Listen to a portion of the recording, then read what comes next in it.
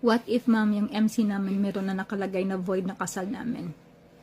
Sis, ito yung sinasabi ko, ha? Kasi, di ba sabi mo, yung ex mo, siya nagpa-process ng annulment na walang hearing, walang court hearing? Matic scam na yan. If hihingi ka sa kanya ng MC na may nakalagay na void, matic peke yan. Pwede mong gamitin yon, but don't expect na tatanggapin nila yan. Ewan ko if saan mo yan gagamitin, kung magpapakasal ka ulit or what, huwag ka masyadong mag-expect.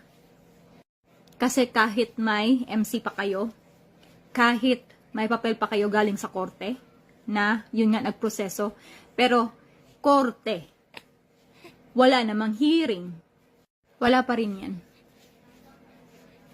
Aasa ka lang. Sabi ko nga, scam na. May MC man kayo, no point. Nangyari na yan dito. At careful ka. Kasi, again, ang dami nang na-deport dahil dyan. Pero, nasa sa inyong dalawa lang naman din. If gagamitin nyo yon or what, basta, sure na sure ako na walang court hearings, walang legal processing.